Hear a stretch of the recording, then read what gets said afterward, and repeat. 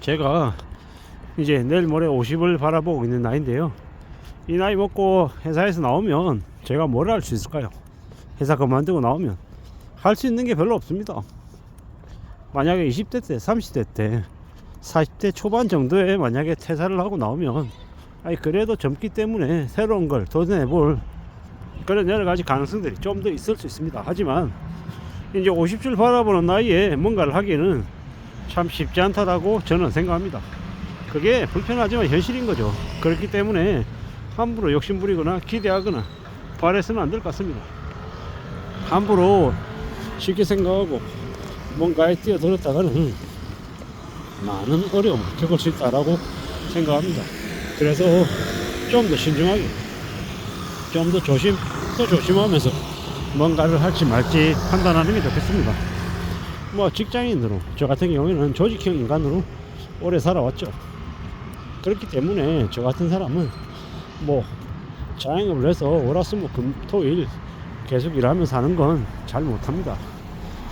되려 어딘가에 들어가서 소속형 인간으로 사는 게 좀 더 가망이 있는 거고, 내가 주도해서 뭔가를 모든 걸 다 해 나가는 그런 성향은 좀 안 맞더라는 겁니다. 저는 좀 스스로 스트레스를 좀 많이 받는 편입니다. 그래서 뭔가를 책임지고 하는 것도 좀 저에게는 좀 안 맞더라고요. 뭐 관리자로서, 뭐 임원으로, 뭐 아니면 리더로 하는 게 좀 버겁더라고요. 그래서 생각해 보건데 뭐 실무형 인간으로 사는 게 저 같은 사람에게는 좀 더 맞는 것 같습니다. 그래야 쉽게 휘둘리지 않고 또 오래오래 살아남기도 하는 것 같습니다. 물론 참 자기 생각대로 자기 바람대로 뭐 살 수 있는 건 아니겠지만, 뭐 최대한 각자의 성향에 맞게끔 살아가려고 애쓰는 게, 그래야 그게 좀 안전해지는 길인 것 같습니다. 뭐 사는 게 다 어렵죠. 쉽지 않습니다. 많이 힘들고 많이 빡빡하고 많이 막막한데, 그럴 때일수록 자기 자신이 좀 어떤 성향이 맞는지 좀 잘 따져보고 판단하고 결정하는 게 훨씬 더 나을 것 같다라는 겁니다. 그래야 좀 더 안전해지지 않겠나라고 생각합니다. 우리가 살아가는 삶이 좀 생각보다는 좀 많이 어려울 수 있거든요. 그래서 좀 더 염려하고 좀 더 대비하고 좀 더 차분히 뭔가를 결정하는 게 좋을 것 같습니다. 그래야 좀 안전하게 살 수 있지 않겠나라고 보는 거죠. 누가 뭐라고 해도 각자 자신이 살아가는 삶을 좀 이렇게 잘 좀 되돌아보고 자기한테 정말 맞는 게 뭔지를 잘 좀 파악해 놓는 게 우리가 살아가는데 좀 큰 도움이 될 것 같다라고 봅니다. 그렇기 때문에 저는 이제 제 성향이 어떤지를 좀 스스로에게 계속 이제 묻고 답하고 그러면서 이제 계속 확인해야죠. 그렇게 확인하면서 사는 삶을 좀 추구해야 될 것 같습니다. 그게 더욱더 요긴한 거죠. 살아가는데 참 이제 빡빡하잖아요. 가면 갈수록 요즘은 더 사는 게 더 빡빡한데, 그럴 때일수록 좀 더 이제 신중하고 좀 더 사려 깊고 좀 더 천천히 뭔가를 결정하는 게 좋을 것 같습니다. 서두르지 않는 게 좋겠다라는 겁니다. 조급한 마음 먹고 결정해서 이제 잘된 결정을 하기가 좀 어렵죠. 당하기도 하고 남들이 옆에서 부추긴다고 빨리 뭔가를 하겠다라고 했다가 이제 엉뚱한 일 겪는 경우도 많죠. 뭐 그렇기 때문에 더욱더 좀 한 발짝 물러서서 좀 신중하게 뭔가를 결정하려고 애쓰는 게 필요한 것 같습니다. 이래저래 살아오는 삶이 쉽지 않더라는 거, 만만하지 않더라는 걸 잘 알고 있기 때문에 뭔가 결정을 해야 되는 그런 상황에 놓이면 한 템포 쉬고 한 발짝 물러서서 뭔가를 하는 게 조금 더 나을 것 같습니다. 그래야 당하지 않을 것 같다라는 겁니다. 참 많은 생각들이 들죠.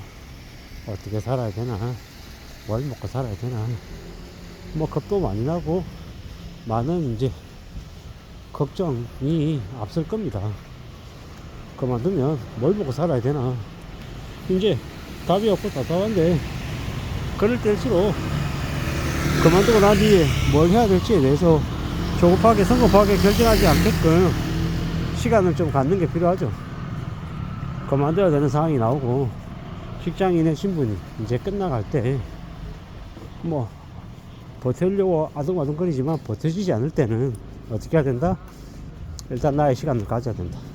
내가 차분히 흥분하지 않고 차분히 나의 이제 삶을 되돌아볼 수 있는, 내 일상을 추스릴 수 있는 그런 시간들이 필요하다라는 겁니다.